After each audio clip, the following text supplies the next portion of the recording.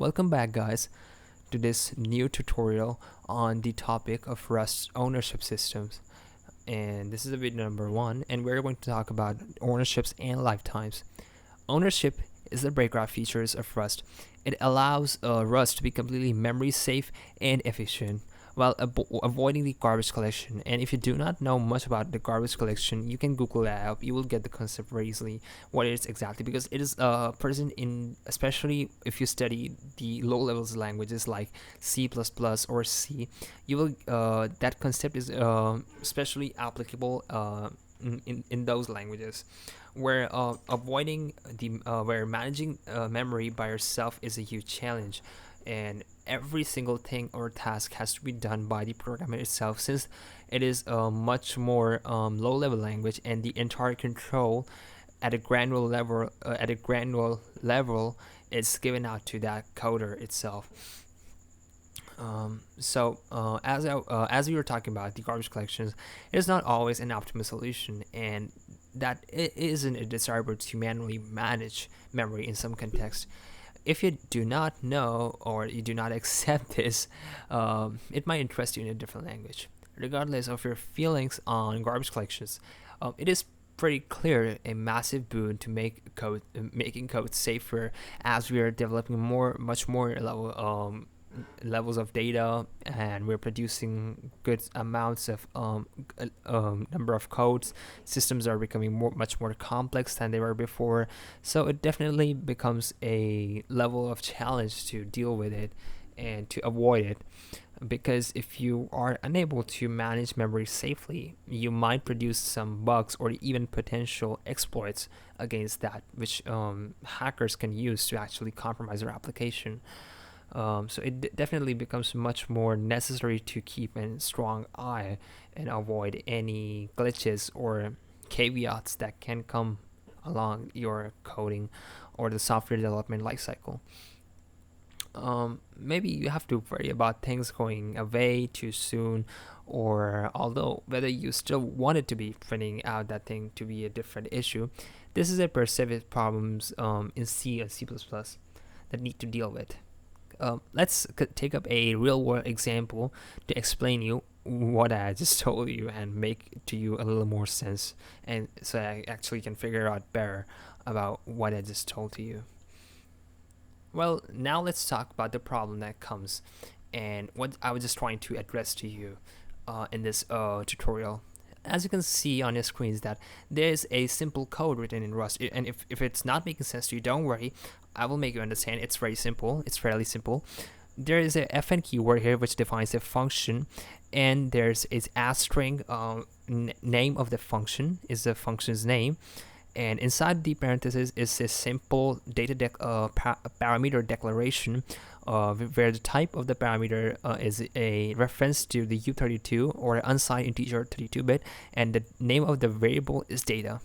Here it's a different convention is followed, and if you come from C++ world, you'll know that the data type is prefixed with the variable name, or if you're Python, this doesn't make any difference to you.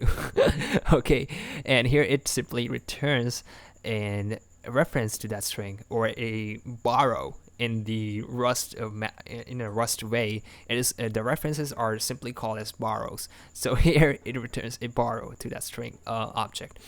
And by the way, U32 and str are the primitive types in the Rust language, so they're native, and they're not a self-declared objects, just for your note.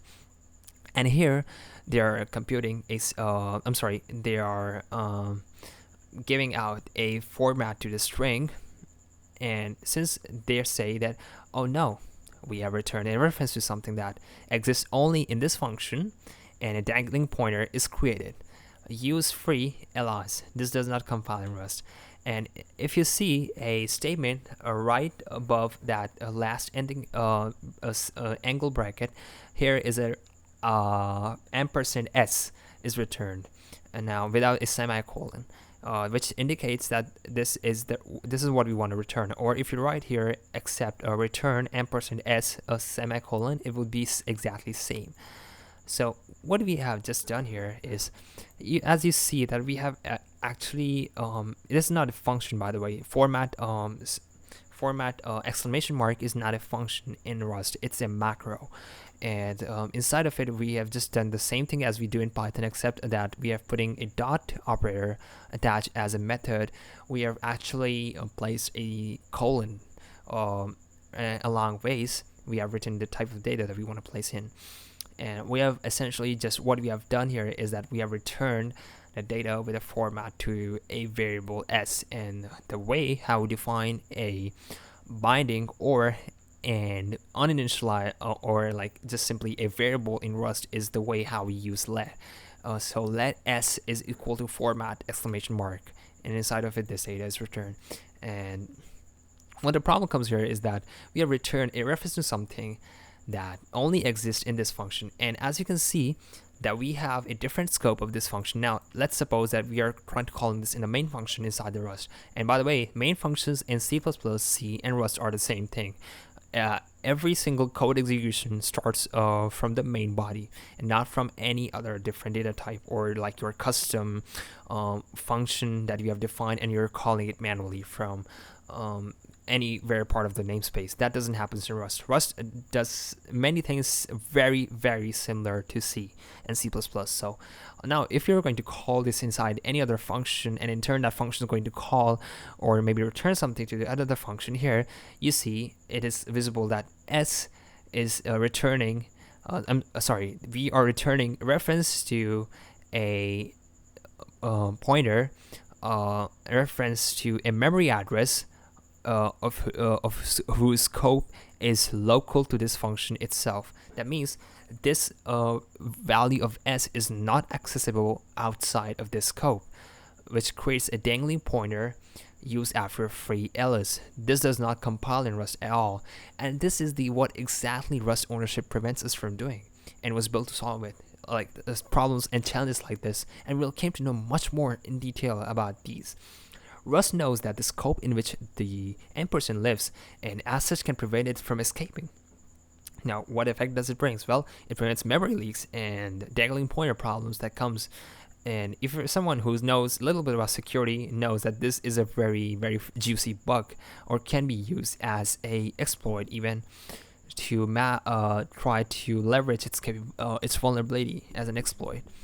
So, and however, this is a simple case that even a C compiler could possibly catch.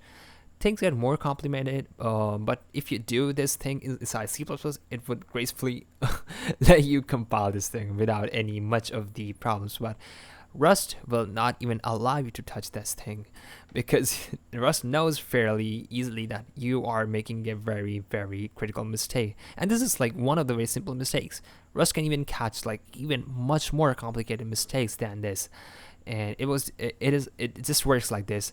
Even as if your code gets bigger and pointers gets fed through the various functions, a C compiler will fall down and won't be able to perform sufficient escape analysis to just like prove your code unsound. Whereas this similar problem is getting solved in Rust, it will consequently be forced to accept your problems on the assumption that it is correct. This will never happen to Rust. It is up to the programmer to prove that the compiler that everything is sound. Of course, Rust stories around ownership is much more complicated than just verifying that references don't escape the scope of their referent. Well, that's all for this video right now, and I appreciate you so much that you watch it till the end, and thanks a lot for doing so. And in the next tutorial, we will be taking a practical look on what are actual references, and this playlist is going to be typically dedicated to the ownerships of the Rust ecosystem, and I will make sure that you get the most clear concepts out of this so that you can be much more benefited. That's all. Thank you so much, and see you in my next video.